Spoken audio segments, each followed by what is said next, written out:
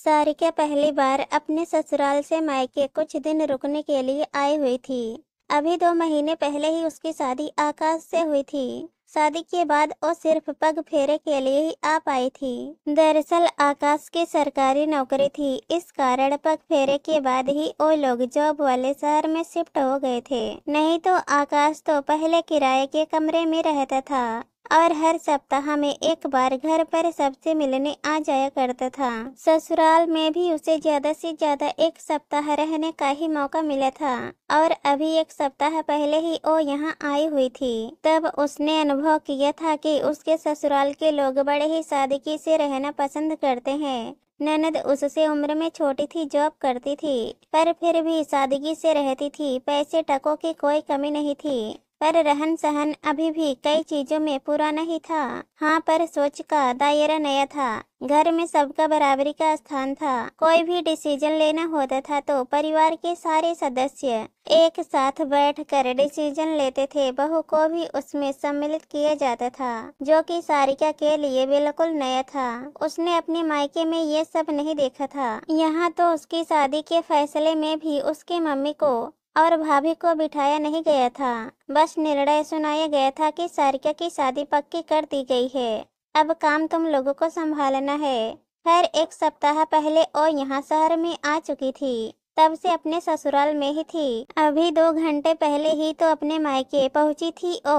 अभी अभी उसके छोटे भाई से दादी को खबर मिली थी कि वो आई हुई है और अभी फिलहाल अपनी मम्मी के कमरे में बैठी हुई उनसे बात कर रही है। दादी को जब पता चला कि सारिका अपने मायके आई हुई है तो वो भी फटाफट वहाँ आ गई। आखिर अपनी प्यारी पोती से मिलने की उन्हें भी बड़ी इच्छा थी और फिर उससे जानना भी तो था कि वो अपने ससुराल में कैसी है, उसके ससुराल के लोग कैसे हैं, उसे कोई परेशानी तो नहीं है। इसलिए दादी दौड़ी चली आई। वैसे भी वो पड़ोस में ही तो चाचा चाची के साथ रहती थी। आखिर कितनी देर लगती। जब वो अंदर आई तो सारिका अपनी मम्मी से अपने ससुराल वालों की बातें कर रही थी। मम्मी, आपको पता है मेरी ननद तो पूरी पढ़ी लिखी गंवार है, जॉब करती है, लेकिन ऑफिस सूट पहनकर जाती है और वो भी बिना मेकअप के। बताओ क्या फायदा ऐसे पढ़े लिखे होने का। बिल्कुल भी मॉडर्न नहीं है, पार्टी वगैरह का तो उसे शौक भी नहीं है। और सबसे बड़ी बात, सारा का सारा परिवार आज के जमाने के हिसाब से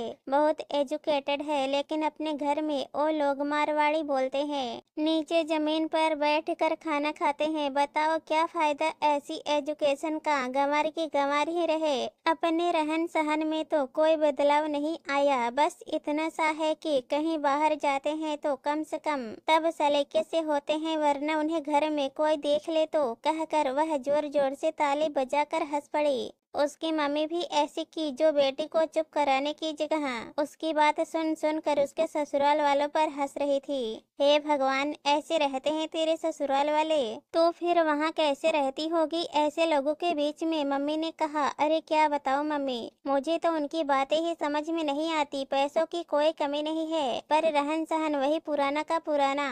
दादी को ये बात अच्छी नहीं लगी। उन्हें ये देखकर ज्यादा गुस्सा आया कि बहू भी बेटी को समझाने की जगह उसके साथ उसके ससुराल वालों पर हंस रही है। जब उनसे बर्दाश्त नहीं हुआ तो उन्होंने अंदर आते हुए कहा, बेटा, यो अपने परिवार पर हंसना अच्छी बात नहीं है। अब जैसा भी है वो तुम्हारा परिवार है, उनका सम्मान करना सीखो। यहाँ बैठकर अपने ससुराल वालों का मजाक मत बनाओ। यह सुनकर सारिका हंसते हुए बोली, दादी, मैं कहाँ मजाक बना रही हूँ उनका, पर उन लोगों की हरकतें ही ऐसी है कि अपने आप ही मुझे हंसी आ जाती है। उन लोगों पर क्या फायदा उनके इतना पढ़े लिखे होने का, जब हरकतें वही की वही है। ये सुनकर दादी को गुस्सा आ गया और वो उसे डांटते हुए बोली, बेटा, पढ़ी लिखी तो तुम भी हो, लेकिन आज भी अपने छोटे से छोटे काम के लिए अपने माता पिता पर निर्भर हो।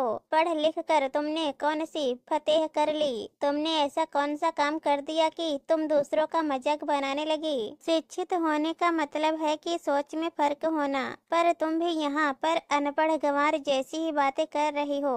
उनकी बात सुनकर सारिका चुप हो गई, पर उन्होंने बोलना जारी रखा, जिन्हें तुम अनपढ़ गंवार कह रही हो ना, उनके घर की बेटी भी अपने पैरों पर खड़ी है। जबकि तुमने सजने धजने के अलावा काम ही क्या किया है। तुम आत्मनिर्भर तो नहीं बनी। जिन पर तुम हंस रही हो ना, वो लोग इतने पढ़े लिखे हैं कि उनके घर में बेटे बेटी को लेकर समानता तो है। उन्होंने अपने बेटे और बेटी को बराबर पढ़ा लिखा कर आत्मनिर्भर बनाया है। और सबसे बड़ी बात, उन्हें घमंड किसी बात का नहीं है। वो लोग तो आज भी अपनी जड़ों से जुड़े हुए हैं, तो इसमें हंसने की क्या बात है। आखिर दादी की डांट सुनकर सारिका चुप हो गई। दादी कह तो सही रही थी, बेटे बेटी और बहू सबको बराबरी का दर्जा दिया जाता था। पैसे टकों के मामले में भी सब लोग बैठकर डिसीजन साथ में लेते थे, जबकि उसके मायके में तो ऐसा नहीं होता था।